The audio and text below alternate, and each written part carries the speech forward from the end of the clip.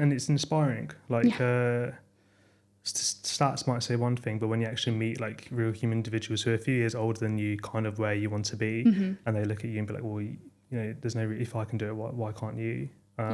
We're both graduates, and I guess we're trying to, like, with this program, encourage other people who have the potential and the capability to, they've got 5 university options. You can apply to 5 universities. One of them be Cambridge.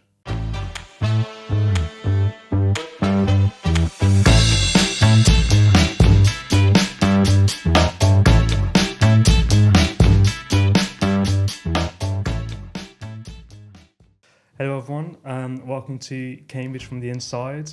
We have a new guest today. So in case this is the first time you're watching the podcast, my name is Siam and I'm the Outreach Communications Officer at Trinity Hall, and I'm here with... Yeah, I'm Xanthe, the Access and Recruitment Officer at Trinity Hall. Nice. The ARO. Yeah, the ARO. So we obviously work very closely together. I basically do the podcast side of the outreach that Trinity Hall do, and Xanthe does a lot of the on-ground stuff. You might want to move your mic a bit closer to you, actually. Is this acceptable? Yeah. I think that should be fine. Okay, cool. So today we're going to be talking about our program that we run in Trinity Hall, You'll Fit In. It's live at the moment. Yeah, from October 7th it was live. Yeah. And so, Xanthe, can you explain to the viewers what is the You'll Fit In program that Trinity Hall is running? Yeah, so You'll Fit In is basically a series of webinars, but also some residentials for a part of the group who'll be selected later on.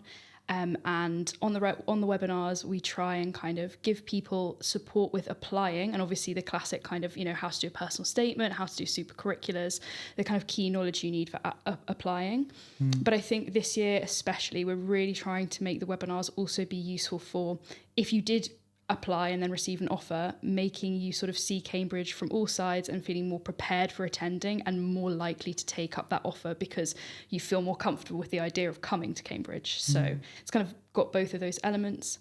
And then the residential itself, I think, again, really supports your application. We do a bit more application work, but it's also about, again, seeing yourself in the space, because I think, for most students we talk to, seeing yourself in the space really supports you wanting to come here and like feeling like it is somewhere you could fit in. So yeah, being in situ is really exciting for a lot of people, and meeting other people like you who are applying from a similar background, I think is really positive for a lot of students. Nice.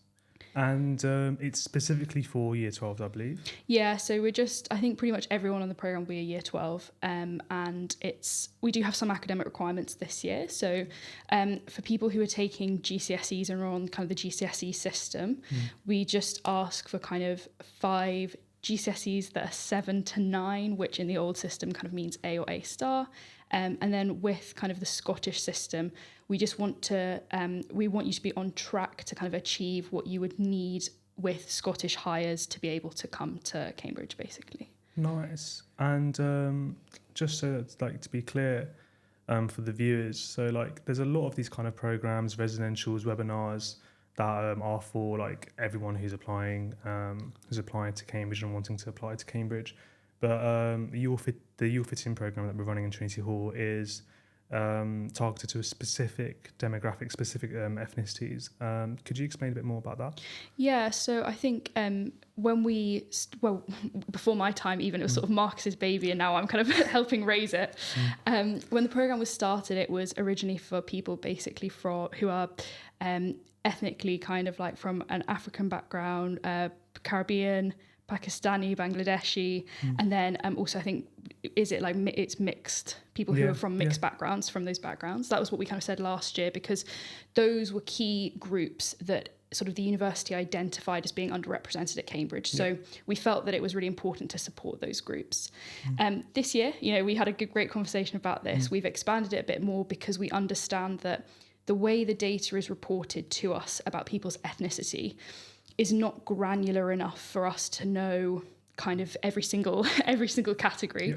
So we're kind of expanding it a bit more, and we're sort of putting it out there to people who are also ethnically Arab and from kind of backgrounds that aren't really distinguished when you read the big table the university puts out, but you are quite likely to be from an underrepresented background, basically. Yeah, exactly. So the program is, I mean, like long story short, a program to help upcoming applicants with Cambridge applications, but specifically targeted to ethnic minorities, groups of people that are underrepresented at the university, and what Xanthe was talking about with there being a category this year of where an applicant can, like an other category where you can specify what ethnicity you're from, and we can look at the data to see if your ethnicity is underrepresented. Because I think at the moment we have had various people come forward and name ethnicities that we just wouldn't have thought of and are indeed underrepresented, and it's great that they are now in the program, because if we hadn't done that, they would have looked at the program, would have seen that their ethnicity isn't listed, and then would have, like, very sadly would have thought that it's not targeted for them, and then would have missed out. Yeah, definitely. Like when you go through the form currently, you can see there are people on there who've said other and then said something, and we're like, oh, this is so good that you've applied, because we really want you to apply, but we just didn't put it on the form last year. So that's been good. Yeah, it's really exciting. Yeah. So what kind of like webinars like specifically are run for the program? And I guess we can go into the residential afterwards. Yeah, so thinking about the big table of webinars I'm currently organising. So we're going to have a nice sort of introductory webinar, and I think we're really encouraging people to bring their parents on the webinars this year a bit more than last year, because we understand that kind of your application also relies on all of your supporters. So if you have parent or guardian or whoever you're living with, if they're supporting you with the application, they should also definitely attend that introductory webinar. And we're also having a specific Q&A for parents and supporters this year. So that hopefully is going to bring in like everyone in your life who's giving you a hand, and they can help better advise you, which is really exciting. It's also going to be, as I said, kind of personal statement stuff, admissions assessments, interview advice and help and things like that. Even before personal statements, a bit of super curricular work to help you get thinking about what to include in that personal statement, which if someone's seen the personal statement podcast, hopefully they know what they're doing. But yeah, I think it's great to run those kinds of sessions.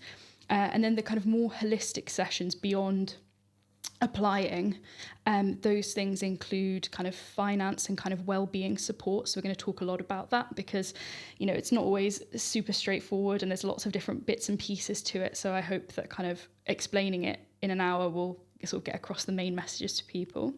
I think we're also going to have like meet a humanities and a science student, so that people can kind of see what an actual Cambridge student looks like. Because if you've never kind of met someone before, you might think, oh, they're really like exceptional and really special and really different to me, but actually most of them are just really nice, normal, down-to-earth people, especially our students at Trinity Hall. Like, I think they're all brilliant. I love working with them. Nice. So I believe that there's 2 residentials per year, and can you go into a bit of detail about like how long the residentials are, and in like from a prospective student, what kind of thing would I be expecting like to be doing on the residential?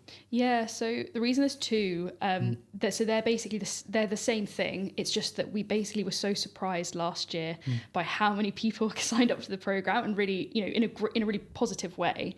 But we couldn't get everyone that we felt wanted to come on the April residential to the April one. So now we do an April and a September one. And so you can't go on both? No. Yeah, please don't sign up to the second one if you've been on the first one, because it makes my job a bit harder. So what happens on the residential is, you kind of arrive and you're going to have some tours around Cambridge, around our college, another college, get to see hopefully your faculty, or a faculty that's similar to your own. So, humanities students will go to Sidgwick, for example, which is a particular site at Cambridge. And then you will have some academic, like taster lectures with some of our academics here at Trinity Hall, or maybe from another college. And also, again, a bit more application support, and hopefully, I hope that it comes across a bit more activity based rather than just being listening. We'll do a bit more kind of activities around your personal statement and thinking critically about it, and more interactive work on applications. And then there's also a lovely formal hall, which we do when you come here. So a really nice dinner with everyone. And when we did the formal hall together, it was so nice, and you have such great conversations with everyone. It's really good fun. And then there's just all sorts of other sessions where you get to meet student ambassadors, do a bit of meeting people from clubs and societies, and other bits and kind of pieces I try and sprinkle in there when I'm organising it. But just, again, it's that sort of thing of being in situ and actually having a go at stuff and trying out some academic work and going to the faculty and getting a feel for what it might be like to be a student here, because it's very hard to get a feel for it if you've never been here before, or if you've never kind of walked around in the places the students walk and experienced it firsthand. So I think that's what the residential provides beyond the webinars. Yeah. And quite a lot of current students get involved with the residentials, right? Mm-hmm. Yeah, so we have really wonderful student ambassadors who come and sort of support us with the programme. So they'll sort of be there kind of all the time to chat to and answer any questions you might have about their experience in particular. And also we'll have student ambassadors on the webinars as well. So yeah, I think there's a lot of opportunity to speak to a student one-to-one when you come on the residential, which is really nice, because that really, I think for a lot of people, it gets rid of their worries, being able to have an actual discussion with a student. Because you see that on open days, those conversations are some of the most productive and helpful conversations for people to have. Yeah, nice.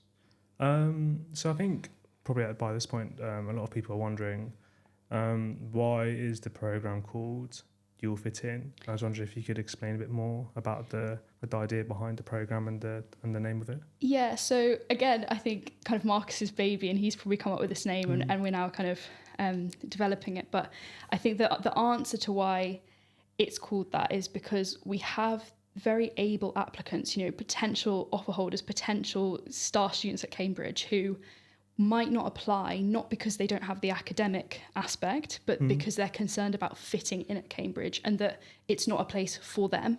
And so You'll Fit In, the programme, is called that to kind of reassure people that they will fit in, and that this programme's about showing people that you've got the academic kind of chops, you're able to cope with the academics, you should definitely apply, and this place definitely is for you. It is for everyone who is sort of ready to take on the workload, as it were. Yeah, exactly.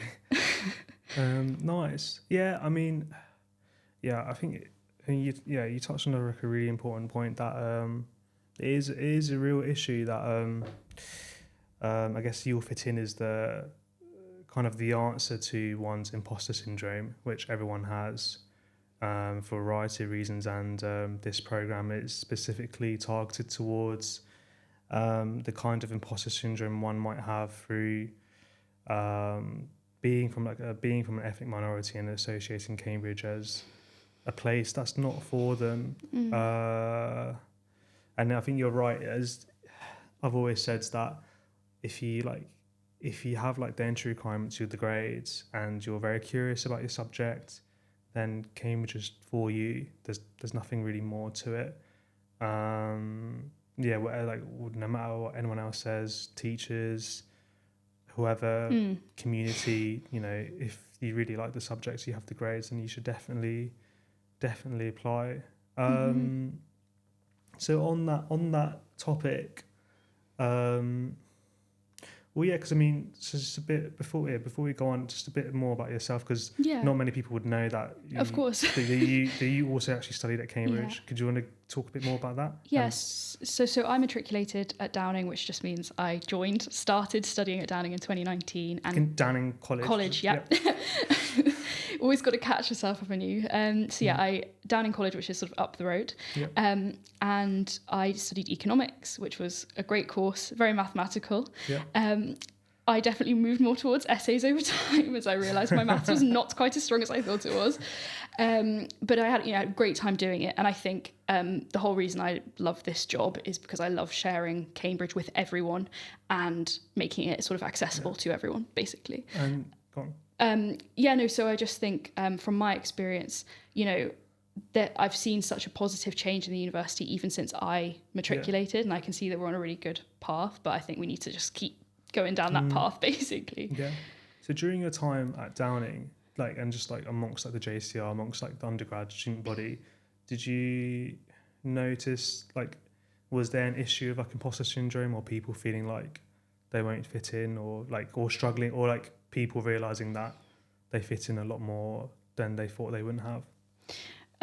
So I think everyone experiences imposter syndrome. Yeah. I think I experienced it the whole time I was there, basically. Yeah. And it's really hard because, it makes sense. Imposter syndrome is very logical because you're in a very academic place and you are always going to be thinking, oh, am I as academic as the next person? But I think as you get on and as you go through the course, you tend to become a bit more comfortable, and you feel that through experience, you understand that you do belong there. I think it's just in those in third year, maybe in those kind of weak moments where you're struggling, that's when it sort of rears its ugly head. But I think as you go on, you struggle a lot less with it. And by the time you graduate, you do think to yourself, wow, like I did this amazing thing, and I should be proud of myself, and I am worthy of receiving my certificate. Nice. Yeah, and for context, for anyone watching, like Xanthe like did a master's at LSE afterwards in economics, like I think, and for her to say that that she experienced imposter syndrome throughout like the whole undergrad is like, it shows that I think every single person at some point, if not for a very like a decent amount of time, will feel like they don't fit in at Cambridge. But the ethos behind the program is just to encourage them, to show them that they do. Because I think you've said, but you would agree, just to reiterate, that imposter syndrome is almost always, if not always, unjustified. Yeah. Yeah. Well, I think if you, in a weird sort of full circle moment, Marcus used to actually be director of admissions at Downing, just I think we sort of didn't quite ever meet, if that makes sense. He moved here. He says that everyone he's seen, if I've given you a space, if we have given you a space, it's because we know you are worthy of that space. Yeah, of course, yeah. Exactly. But I think the rigorousness of the application process makes you second guess that to some extent, because you think, oh, have I sort of faked my way through the interview? No, like they know what a faker looks like, and you're not a faker. Yeah, that's interesting. I think now both of us working admissions, because of seeing how rigorous the admissions process is, it's hard for fakers to. I'm not sure if fakers even exist, but someone who's unworthy to manage to get through all of those hurdles, because there are so many hurdles. So if you've been given an offer, you definitely deserve it. And there's a lot of people who probably deserved an offer and there just weren't enough. There wasn't enough capacity, and they definitely still deserved it as well, but there just wasn't enough spaces. And I think I love the Youth Fitting program. I was like before I did the podcast, the April residential, I did a lot of helped Marcus run a lot of it, and it was a privilege to be a part of. That's such a nice way of saying it, because it really is, because you really do, I think we really on the residential make some sort of, we really get to know those students, and it does feel like a privilege to see inside their application process and how they're getting on. And I feel like I'm going to remember them for a really long time, because they were off like my second residential here, so it is a privilege to get to know them and to see them excel. And what I like about the Youth Fitting program is it's highlighting like a specific type of imposter syndrome, because I think when people say, everyone has imposter syndrome, no one really believes that, but I don't think people realise that there's a variety of ways you can experience imposter syndrome. Like academically is one. You might not think that you're smart enough to be there. Another one would be culture-wise. You might think that the background you come from isn't what Cambridge is supposed to be, and then therefore you have imposter syndrome. Like ethnicity and race, you might think that you don't fit in, and we kind of keep going back to the point that as long as you have like the entry requirements and the grades, and you get an offer, and you're curious about your subject, that is all the criteria that means if you're free to be a Cambridge student. Nothing else matters, wherever you're from, whatever you look like, etc., etc. So the last question we've got here is one for, I guess, for those prospective applicants, people out there who have like some concerns about Cambridge, and with fitting in, like to anyone who thinks, well, what would you say to anyone who thinks that Cambridge is just a place for like a white middle class, like upper middle class individual, and they think it's like a place for posh people? Like, what would you say to them? So obviously, I'm not going to speak on someone else's experience, but I can speak to what I've been told by student ambassadors, because I appreciate that for me, maybe I'm sort of closer to that box basically. But I think that the first issue is, we cannot change the history of the institution and the fact that for a long time it was that way. But I do think that significant progress is being made towards basically a more equal and more representative cohort in the undergrad community. I think we see that year on year, statistically speaking. I think, again, as well, it is, not to reduce our responsibility, it is a higher education issue as well. I think certain institutions have a similar problem, and it's something that we all need to work on. I think that more and more there are actively being spaces made for students so that everyone feels that they when they're here have somewhere that is for them, and that they are like represented within a student body. I hear from student ambassadors that it's not, that their experience of it is much more positive than that, and that it's not over time it has improved, and even since 2019 when I joined, I really feel there is a significant difference, and that actually Cambridge as a city itself is much more diverse than it once was, and that it's much more kind of representative of the entirety of the British population. But I understand the concern, and I don't want to sort of diminish people's worries about it, but I would say that it's not. We are moving away from that historic idea of it, and that is sort of a trope of Cambridge that is a historic one that we need to move away from. But I also understand that some people will have an experience that's different to that. Yeah, exactly. Yeah, I mean, it's quite really interesting. So there's two things that you pointed out that stuck to mind as one that. So I guess one thing you were saying is that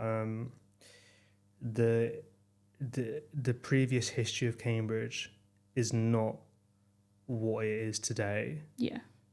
And the other thing is that there's a nationwide social mobility issue that is like has institutional causes that have nothing to do with whether students should feel like they fit into Cambridge or not. Yeah, and I think that, that's not to say that we don't have responsibility, but that's to say that we're going to do as much as we can within what we can do to support students from every single background. I think, I really don't want to deny the history of a place, but we are moving on from that context. And it comes down to sort of different layers because, on the one hand, it's how many people apply, and then how many people get offers, and then how many people accept those offers. And I think we're seeing application rates improve quite significantly in a way that sort of means, the percentage applying is roughly the percentage of students at that age in the UK. But then the number of who are getting offers can sometimes be lower for certain groups, and then the number accepting those offers can be lower. So I think some of the work that needs to be done comes in that kind of offer and people who accept their offer territory now, because I think the number of people applying is getting up, and that's really exciting to see when you look at it over time that it's really improving. I mean, everyone you can have access to the admission statistics online, and I think like from the top of my head, I'm pretty sure this is accurate, like in the year 2000 it was like 50% state school to private, 50-50, and now it's like 78-22 state to private. And so like those stats alone shows that things have changed. And I think on the ground as a student, I mean, Marcus talks about how the demographic has changed compared to when he was a student in I believe it was the 90s, compared to what the demographic is like now. It's interesting you were talking about the different groups and their like academic attainment and that differing, which was shown up in the recent Cambridge APP, which we will do a podcast at a later date. Is basically a very long report on the university's outreach goals and their progress so far. That's summing up like a 100-page document in a very crude way. But I think it does, those kind of like statistics do reveal wider issues that are behind the scenes that are causing these statistics. And I guess the point I'm trying to make is that don't let these kind of like wider external factors discourage you to apply to Cambridge. Yeah, and I think that part of like the benefit of You'll Fit In as a program is I hope that because people who are applying to the program generally are interested in Cambridge already, I hope that what this program will do for them is like give them that little booster if they need it to make sure that application becomes an offer, because I think sometimes there can be gaps where people just need an extra like even if it's confidence, sometimes it's not something super practical, it's just sort of feeling like, of course I can get an offer, because some people from maybe, like you said, a white middle class background might have that confidence already internalized into them through the people who've been in their network. And I think that, when you talk to students, you can kind of see that some people have that. Yeah. And so that's the confidence we'd like to inspire into people to say, even if you've never met someone from Cambridge or you've never sort of had a person in your life be that underlying driving force who kind of tells you, obviously you can do this, that you can do it. Yeah, which is literally what we're trying to do. We're trying to be like you, to encourage people who might have not had that encouragement from their world, from their worlds, from their homes, wherever. We're trying to tell them that if that person next to you can do it, you can also as well. Yeah, I mean, just like a last point, like I think the statistics show that like British, Bangladeshi and Pakistani groups are underrepresented at Oxford and Cambridge, and that they're less likely to do well in like the finals exams as well. Like so that on one hand that statistic exists, but then like I studied at Oxford and I'm British Bangladeshi. So did my friend, he's British Pakistani, and he graduated with a first from maths. So those two truths exist. Do you see what I mean? Like so in one hand, and there's no reason to believe that you necessarily belong in one or the other. Like guess what I'm trying to say is that just because like the statistics says one thing and the history in the past say one thing, there's absolutely no reason why you can't like firstly apply to Cambridge and then like do the degree that you want to and like do the way that you want to do it. Just because like people in the past haven't done it doesn't mean that you can't. Yeah, and I think that that's the value of having the qualitative conversation with a student ambassador. Because as well, I think I've said a lot about how the statistics show there is improvement. I think the better case for the fact there's improvement is actually if you listen to a student ambassador talk about their experience. And when they talk to us, I think it's just their experience will always, in my mind, override whether or not something's gone up by 0.2%. Because statistically, that's not necessarily massively significant. Whereas, meeting 100 people who say, it was obviously in the total cohort, it's more than this, but I'm imagining, if we met 100 students and they tell you about their experience, that's so much more important than just the number on its own. Yeah, and it's inspiring. Like, stats might say one thing, but when you actually meet like real human individuals who are a few years older than you, kind of where you want to be, and they look at you and be like, well, there's no if I can do it, why can't you? We're both graduates, and I guess we're trying to, like, with this program, encourage other people who have the potential and the capability to, they've got 5 university options. You can apply to 5 universities. One of them be Cambridge. Definitely. Right, I think that's everything. And the program that will be in the caption, right? Yeah, so the main things to kind of say about the program. So the deadline to apply is the 7th of December. And please go through, and when you fill in the form, fill it in its completeness, because then I have like your entire profile, and we can sort of add you to the webinars and everything and consider you for the residential. I think we have a launch webinar that will happen on the 16th of December as well. So keep that in your calendars, in your diaries at 5 p.m. open. But yeah, the main thing to say is we want anyone from basically all over the country to apply, even if you're from like the top of Scotland, the most northern point of Scotland, all the way down to like is it Land's End? Is that what I'm looking? Yeah. Land's End. John O'Groats to Land's End. I know that's a concept. So one of those at the top, one of the yeah, exactly. So wherever you are in the country, please apply, because this program is for everyone who's a domestic student. So yeah, please don't think that because you're not in London or because you're not like in a local area to us, you can't apply. Because we will support the travel for certain students.